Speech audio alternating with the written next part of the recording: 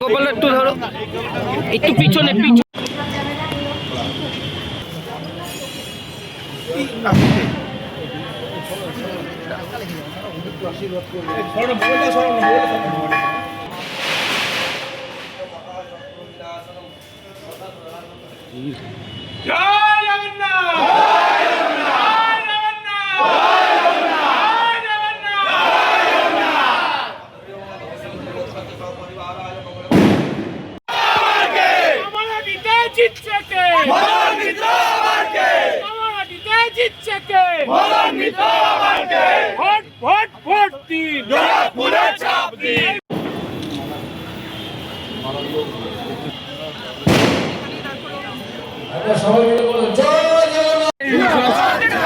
তোমার মিত্র আমার মিত্র মদন মিত্রকে বিপুল ভোটে জয়ী করুন।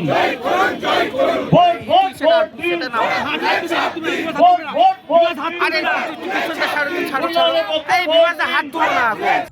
প্রথমে এটাই বলবো যে পশ্চিমবঙ্গের মানুষ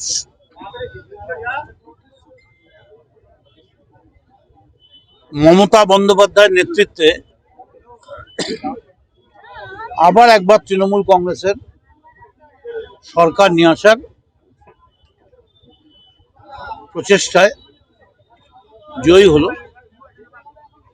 এবং এটা নিশ্চিত যে মমতা বন্দ্যোপাধ্যায় আবার মুখ্যমন্ত্রী হচ্ছেন। আমাকে প্রার্থী করার জন্য আমি মমতা বন্দ্যোপাধ্যায় এবং অভিষেক বন্দ্যোপাধ্যায় সহ দলের সমস্ত নেতৃত্বকে ধন্যবাদ,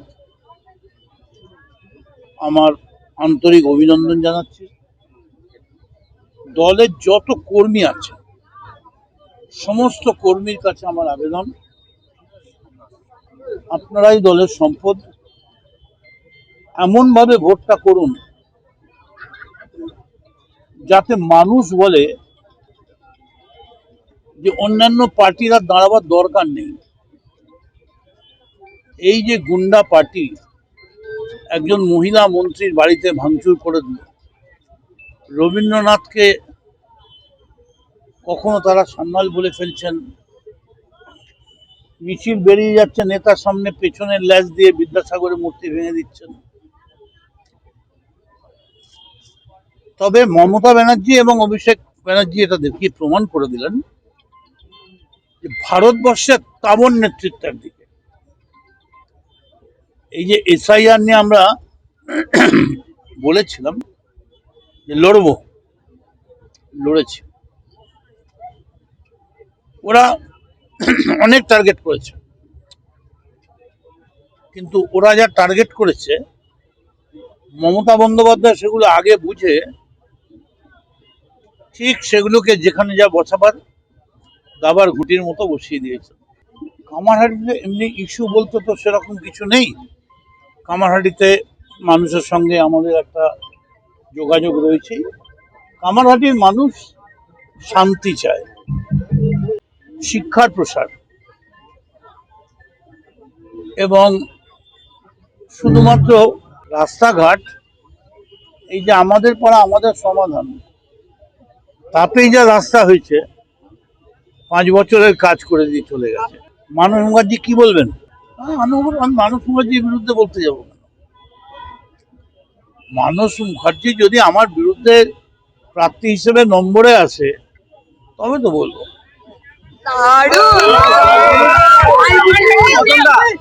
বাজি ফাটছে, তাহলে কি জিত নিশ্চিত?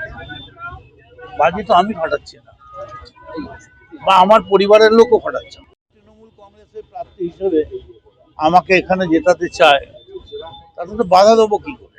আমার ফোনটা কোথায় গেল? 2011-র মদন মিত্র আর 2026-এর মদন মিত্র, মাঝখানে 25টা বছর, 15টা বছর বয়স বেড়ে গেছে। এখনকার মদন মিত্র মনে এই যে মদন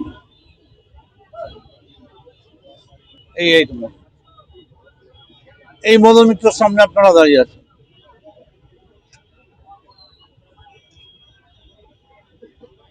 আমি মানুষকে হাত জোর করছি। এমনি তো বোধহয় ওনার একটা চোখে বোধহয় আমার যেমন চশমাটা পাওয়ার নেই, আমার শুধু ধুলো পড়ার জন্য। চোখে তো পাওয়ার টাওয়ার আছে, শরীরে আবার সিওপিডি অসুখ। এত এই বয়সে এখন আর চোখে চোখ অনেক তো রেখেছেন। 34টা বছর কত মানুষকে মেরে লুট করে রক্তগঙ্গা বইয়ে দিয়েছেন বেলঘরিয়ায়। এখনো চোখ রাখার স্বভাব আছে? এবার একটু চোখটা নামিয়ে নিন। এবার আপনি না নামালে মানুষ আপনার চোখটা নামিয়ে দেবে।